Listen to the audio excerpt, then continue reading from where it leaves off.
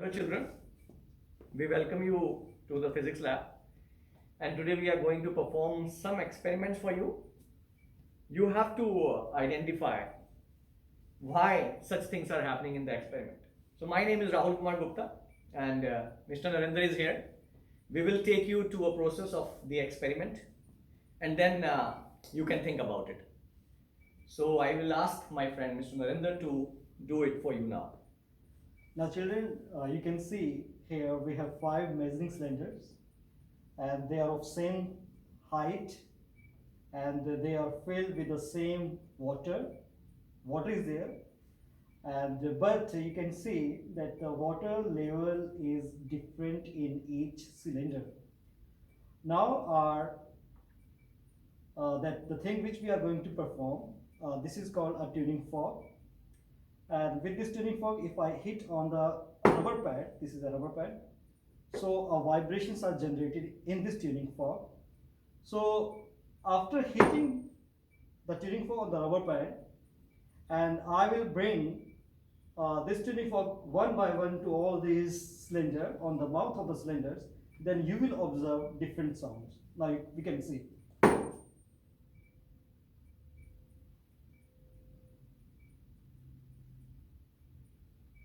One more time.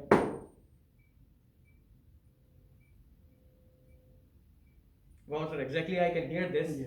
These two, I can hear they are giving me same type of sound, but these three, and then the sound is changing with this when you are moving from there. Okay. So this Let's is try interesting. one more time with the different tuning fork, and it's having a different frequency range.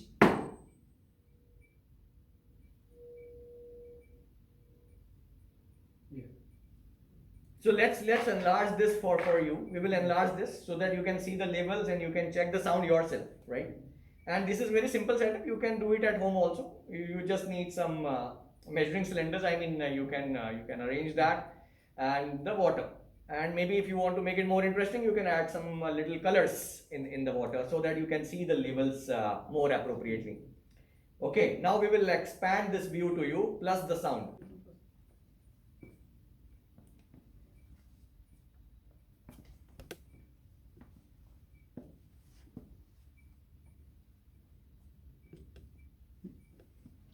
Now children, you can see the large view. The first measuring cylinder here, the liquid level is filled till 500 ml, and in the second measuring cylinder, this is also filled with the same level, 500 ml. The third one, you can see it is around 400 ml, and the next one is again nearby filled with 300 ml, and the last one is here around, you can see here at this point, this is 200 ml.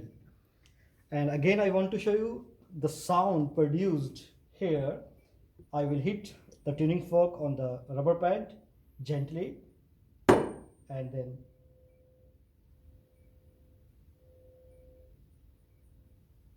one more time.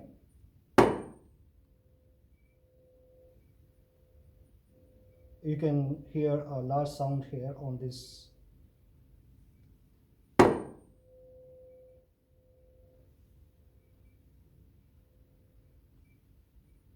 One more time.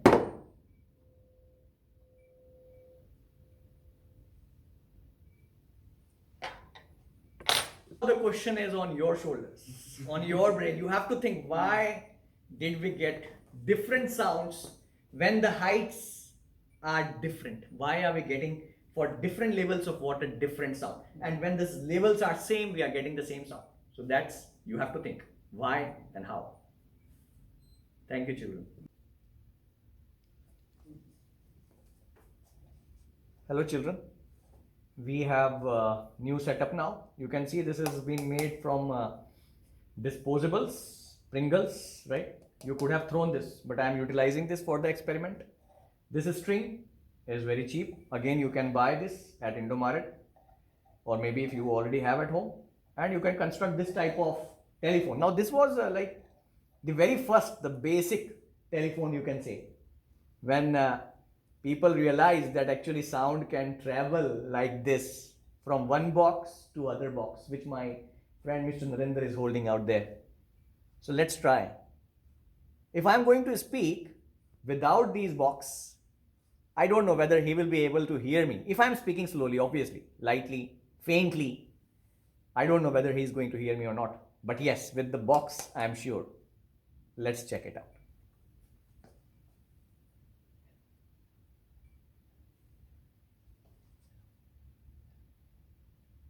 Can you hear me, sir? No, I can't hear anything. Now I will again speak, but in the box. Okay. You are repeating hello, hello, hello. That's right. Yeah. Ho! Oh God. So it was the sound. Can you see the response? His ear is still vibrating, right? Yeah. It was so loud, right?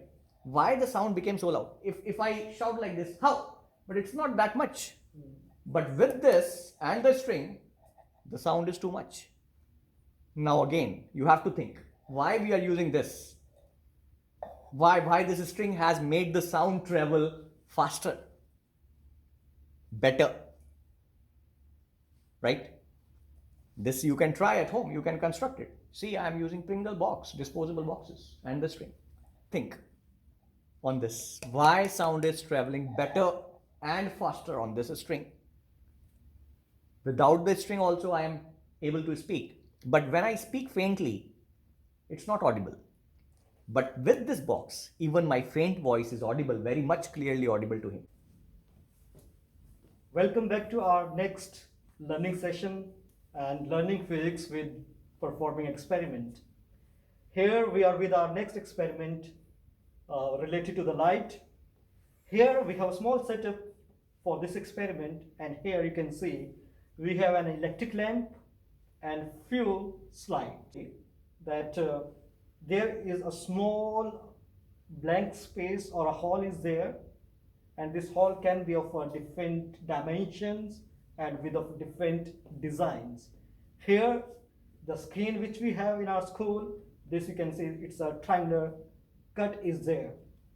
But the last screen here, it's a white screen so that we can observe whatever we are finding here on the screen. There is no any hole on the screen. Let me start with this experiment. Here I have switched on our electric lamp. Then here you will observe light is passing through each and every hole from each and every screen, and then you can see the image here, a triangular shape of design is here on our last screen. But if I moved our screen a little bit, then you will observe what will happen with the light. Here you can see I have just moved the second slit to a little bit, and then the light disappeared on our last screen. And now students, you can think, still lamp is there, still lamp is glowing, but the light is not reaching here. So you have to think, my dear students, you have to think why this happened. Children, this little one is on magnification. Can you see that without this lens? Now this is a glass piece, basically we call it lens, right? We call such a thing as lens. And you can see this is thicker at the middle and thin at the periphery, at the edges. It's thin but thick at the middle. What it is doing exactly, let me try to figure it out. So you can see the keyboard like this, but if I put, this is magnifying those letters, right? Now how it all is possible? I'm just changing the distance of this lens from the keyboard. Also it's becoming larger, you can see that, right? So this is a little on magnification. You must figure out how this little object piece of glass works. So children, you can see this setup. I have a glass slab here, right? This is a piece of glass, rectangular, and I have made some outline of this glass slab. This can fit here, right? And this straight line I have drawn with the help of scale, you can see that this is straight line, it's running from here to here, right? Without the glass slab, I mean, yes, this is straight line goes like this.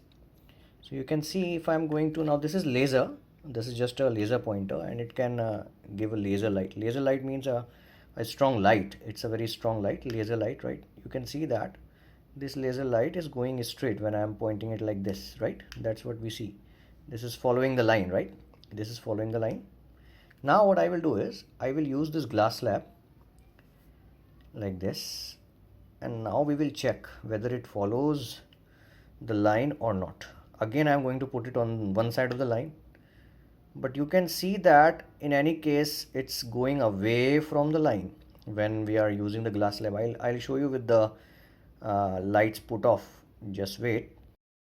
Check with the lights put off, and in fact you can see that the light is strong laser light is trying, it's crossing the slab, but it's not going straight.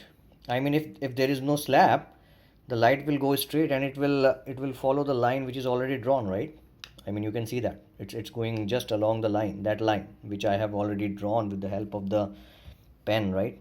But with the glass slab on, and when I'm flashing the light, it's not following. You can see that it's not at all following the line. In fact, it's going away from the line. So it's kind of, the light has bent.